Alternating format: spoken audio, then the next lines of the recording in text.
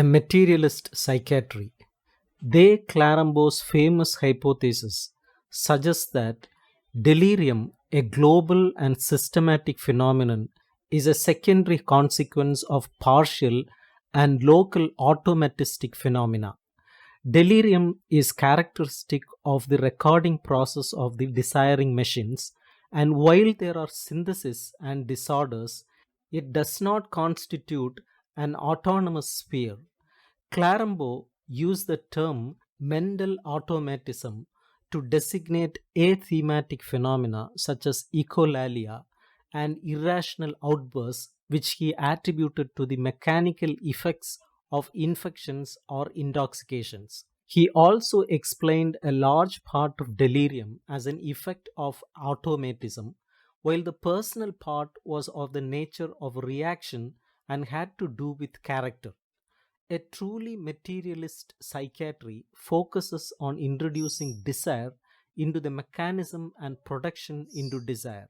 The theory of schizophrenia is formulated in terms of three concepts: dissociation, autism, and space time or being in the world. These concepts relate the problem of schizophrenia to the ego through the intermediary of the body image, which is like a daddy mummy.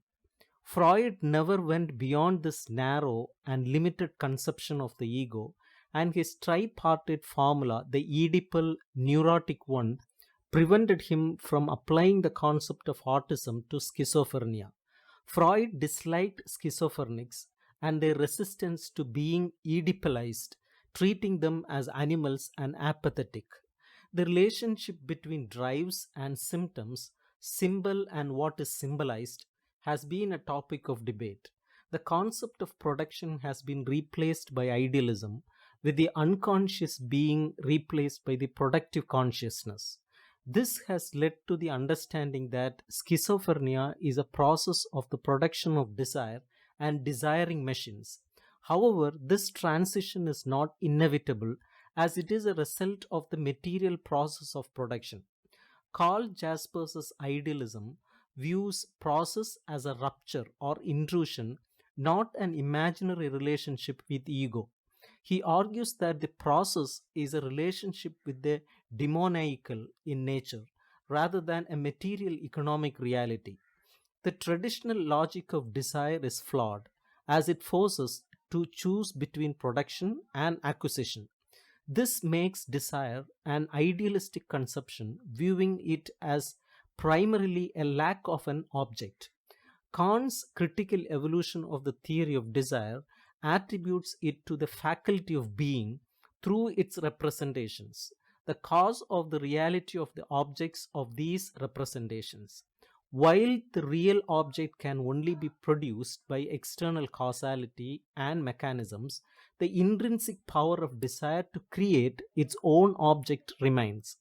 Kant's critical revolution does not question the validity of the classical conception of desire as a lack, but uses it as a support and a buttress, examining its implications more carefully.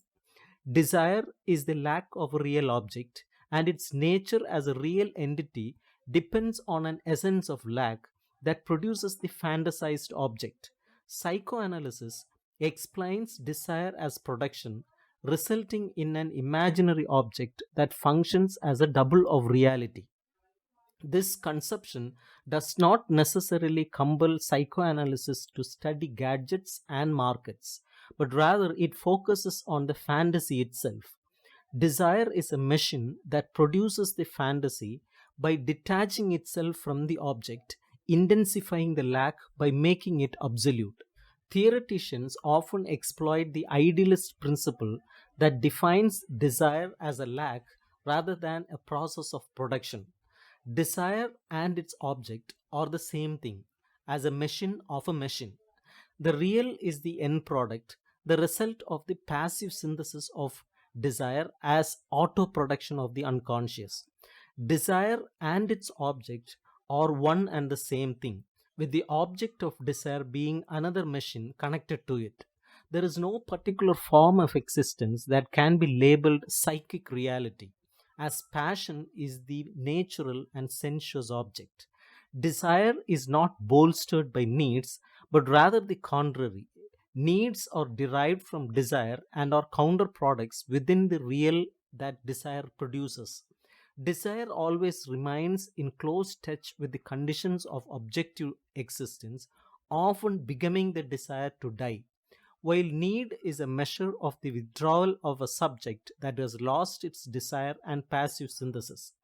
Desire is a fear of lacking something, not something deeply within the subject. It is not a phrase uttered by the poor or dispossessed, but rather by those who know they are close to grasp and that desire needs very few things. The missing is not things a subject feels the lack of, but rather the objectivity of man for whom to desire is to produce within the realm of the real. The real is not impossible. Within the real, everything is possible. Desire does not express a molar lack within the subject. Rather, the molar organization deprives desire of its objective being. Revolutionaries, artists, and seers are content to be objective, knowing that desire clasps life in its powerfully productive embrace and reproduces it in a way that is all the more intense because it has few needs.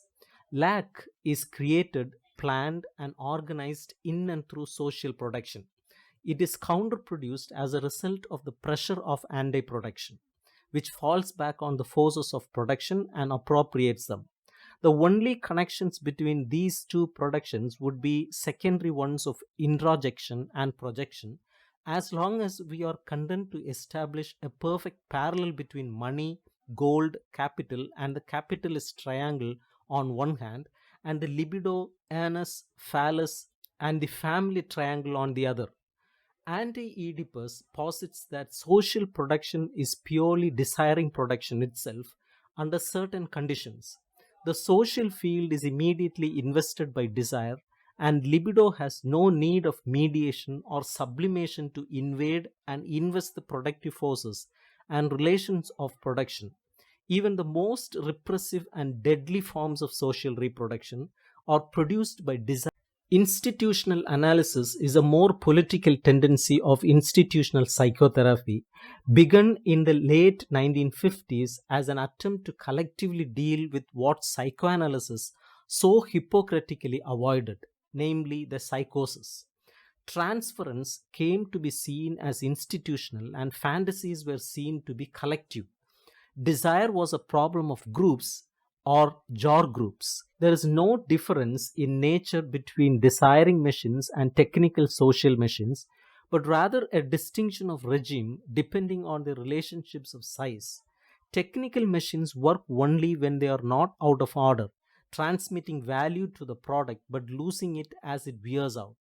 Desiring machines continually break down as they run, running only when they are not functioning properly.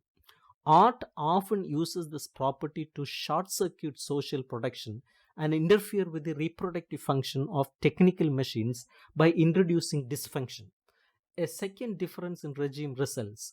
Desiring machines produce anti-production all by themselves, while technical machines' anti-production characteristic takes place within the extrinsic conditions of reproduction. Technical machines are not an economic category, but always refer back to a socius or a social machine that conditions this reproduction. Desiring machines are the fundamental category of the economy of desire, producing a body without organs all by themselves, making no distinction between agents and their own parts, relations of production and their own relations, or between the social order and technology. However, both desiring machines and technical social machines are the same machines despite being governed by two different regimes. Social production under determinate conditions derives primarily from desiring production, which is homo natura. However, desiring production is first and foremost social in nature and tends to free itself only at the end. The body without organs is not an original primordial entity that later projects itself into different sorts of socius, but rather the ultimate residuum of a deterritorialized socius. The socius's primary function is to codify and regulate the flows of desire. The despotic machine, built on the ruins of a distant state, faces the task of decoding and deterritorializing these flows. Capitalism, built on the ruins of a despotic state, experiences this situation as its fabric and deliberately perpetuates it with all its powers. It is not born from the encounter of two types of flows, money capital and labor free workers. Capitalism cannot provide a universal code, instead, substituting money for the concept of a code leading to deterritorialization. Schizophrenia is a product of the capitalist machine, as manic depression and paranoia are products of the despotic machine, and hysteria is the product of the territorial machine. Capitalism continually draws near to its limit, which is a genuinely schizophrenic limit. It tends to produce the schizo as the subject of the decoded flows on the body without organs, more capitalist than the capitalist, and more proletarian than the proletariat. This tendency is being carried further and further to the point that capitalism, with all its flaws, may dispatch itself straight to the moon. The capitalist machine produces an awesome schizophrenic accumulation of energy or charge against which it brings all its powers of repression to bear. It constantly counteracts, inhibits this inherent tendency while at the same time allowing it free rein. Capitalism institutes or restores all sorts of residual and artificial, imaginary, or symbolic territorialities, attempting to recode and rechannel persons defined in terms of abstract quantities. The neurotic, pervert, and psychotic cannot be adequately defined in terms of drives, as drives are simply the desiring machines themselves. They must be defined in terms of modern territorialities. The neurotic is trapped within the residual or artificial territorialities of our society, while the pervert takes the artifice seriously and plays the game to the hilt. The schizo, continually wandering about, migrating here, there, and everywhere as best he can, plunges further into the realm of deterritorialization, reaching the furthest limits of the decomposition of the socius on his own body without organs.